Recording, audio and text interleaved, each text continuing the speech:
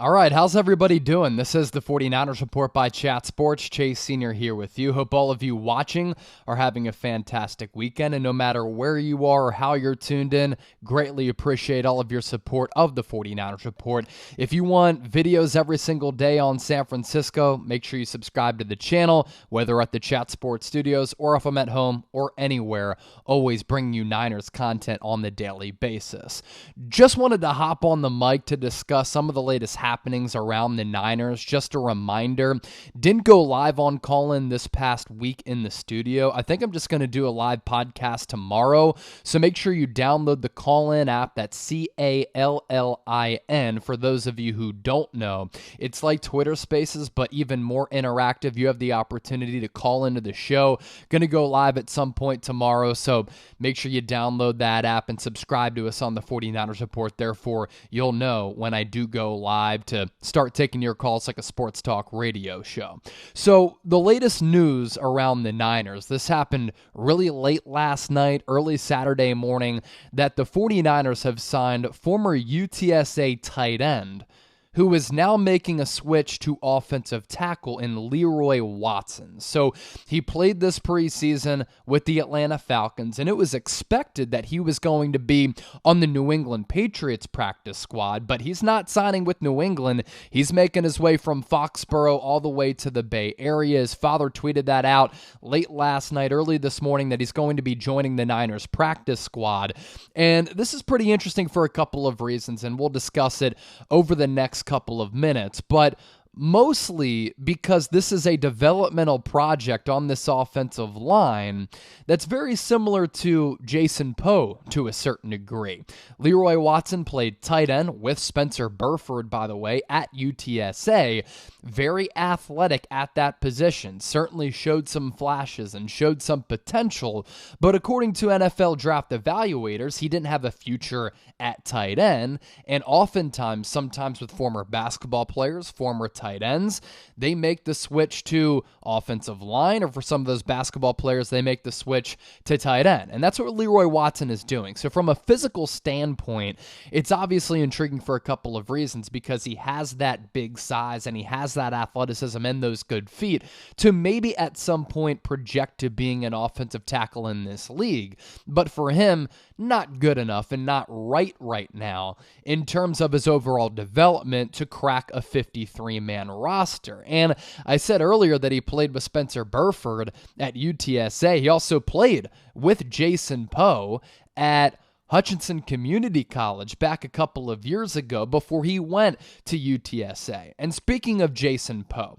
49ers said the other day they were just deathly afraid of when they cut him and he didn't make the initial 53-man roster, that another team was going to claim him, scoop him up, and all that work that they did with him throughout preseason, training camp, OTAs, minicamp was going to get washed away because he was going to go to another team. And he certainly showed some ability throughout the preseason as the second team left guard and was pancaking dudes, showed a level of physicality, but he played college ball at Mercer. He played college ball at Hutchinson Community College, and he, in the Niners' eyes, just not ready yet to be a part of a 53-man roster. But if you saw some of the snaps on the All-22, like I went back and watched, you saw that Jason Poe at some point could be a guard in this league. Trent Williams said, this guy has a lot of potential, maybe even at some point in 2022. We see Jason Poe along this offensive line on the active game day roster.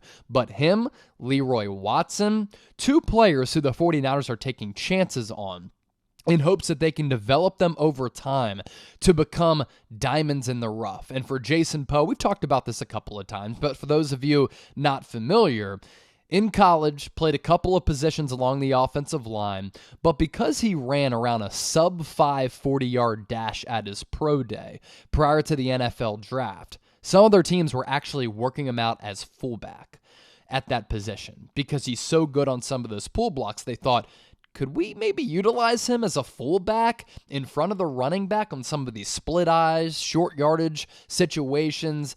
as just maybe the lead back in front of the running back to open up some holes. Now, obviously, that is really a far stretch, but the point here being he has a lot of physical ability, and the Niners saw that at left guard throughout this offseason. They also see the ability in Leroy Watson, and throughout this offseason, maybe for the first time in Kyle Shanahan's regime, or at least for the most amount of acquisitions we've seen along the offensive line, this has really become a massive focus for Kyle Shanahan. There's been some turnover on this offensive line, as we know. That's why it continues to be one of the biggest question marks on this football team outside of Trent Williams, Aaron Banks at left guard, Jake Brendel, a first-time starter at center, Spencer Burford, the rookie at right guard, and then Mike McGlinchey coming off that severe injury. This offensive line is something that could derail San Francisco. They lost Laken Tomlinson. They lost Alex Mack to retirement, and they couldn't pay Tomlinson because probably Garoppolo was still on the books as he got paid this past offseason. But now,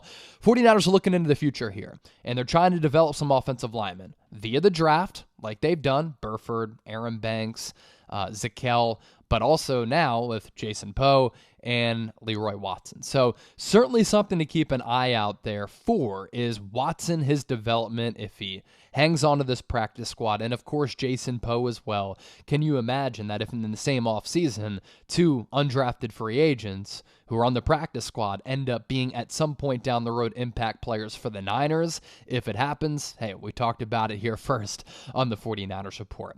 Before we get to what Steve Young said about Jimmy Garoppolo to round out the show, do want to hear from the people. Where do you think this offensive line is? I want you to rank it from 1 to 100, kind of on that Madden scale as we like to do. For me, what I've seen, this offensive line is about a 70. You let me know right now in the comments.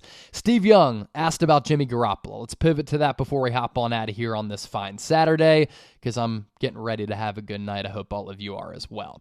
So basically what Steve Young said is that Jimmy Garoppolo should be shocked that there was no trade value out there for him at all, and as a starter, nobody wanted him. And here's the exact quote from the former Niner great, who does talk a lot of Niners today, by the way. I think Jimmy must be shocked because when he was 33-14 as a starter, we know that Kyle Shanahan, for whatever reason, has chosen away from Jimmy to go to Trey Lance. He's not interested in Garoppolo as the starter, so he's made that clear for 3 years now. I'm not interested in Jimmy as a starter in the long haul. That's not what I want, so he's choosing to go against that. And basically what he continued to say is that no other teams in the NFL are interested in Jimmy Garoppolo, and that's kind of an indictment on Garoppolo. That's kind of the sense that I got from Steve Young. And while some of that can be true, because I do think that Garoppolo is about a middle-tier starter in this league, probably the league's best backup going into 2022 with that restructured contract. I don't hate it coming back from a football perspective. I just hate it from a drama standpoint and Trey Lance looking over his shoulder.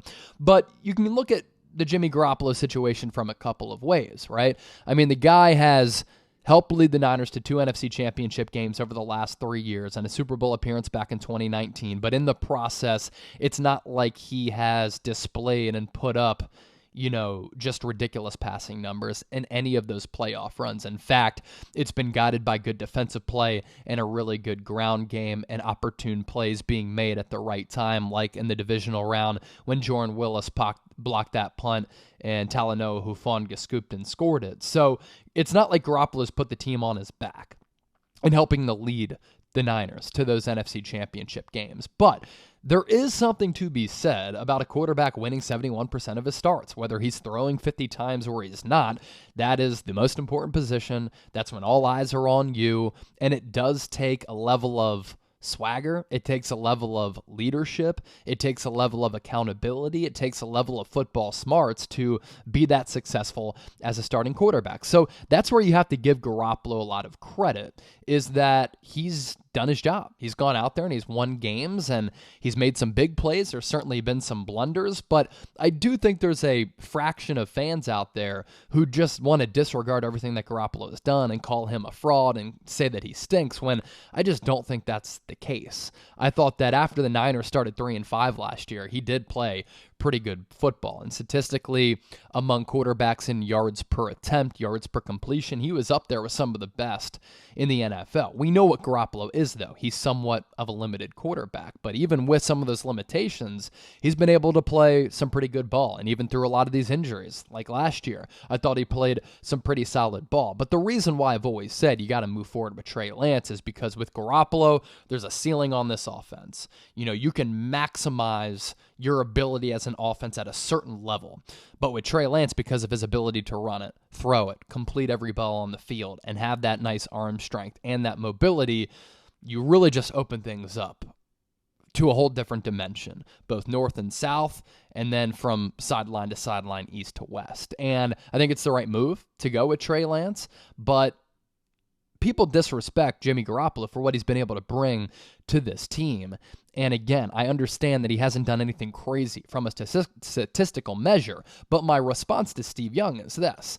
Steve, coming off another NFC Championship game in a season in which Garoppolo played well through injuries, went on the road and outplayed Dak Prescott. He went on the road and outplayed Aaron Rodgers. Those things are true. He would have had a trade market out there if he handled the shoulder injury and the shoulder surgery a little bit differently and told the team about it, but also if the shoulder injury didn't happen. And then you combine that with something that we've talked a lot about throughout this offseason, all the quarterback movement that took place. The trades of Matt Ryan, Carson Wentz, Deshaun Watson, Baker Mayfield, Russell Wilson, Aaron Rodgers back to the pack, Tom Brady coming out of retirement, Marcus Mariota going to the Falcons. What are they doing? I have no idea. But quarterback movement and the injury to an already somewhat injury-prone player on top of the base salary of $24 million. That is what impacted the Jimmy Garoppolo trade value. Not really his play, in my opinion, at least in the eyes of other NFL teams. So just wanted to talk about that before we hop on out of here. Okay, I hope you all have a good Saturday. I'm about to have a good Saturday as well. Probably be back tomorrow with another video. Probably going to go live on Callin, so make sure you tune into that for a live podcast where you can call into the show. And until next time, appreciate all of you watching.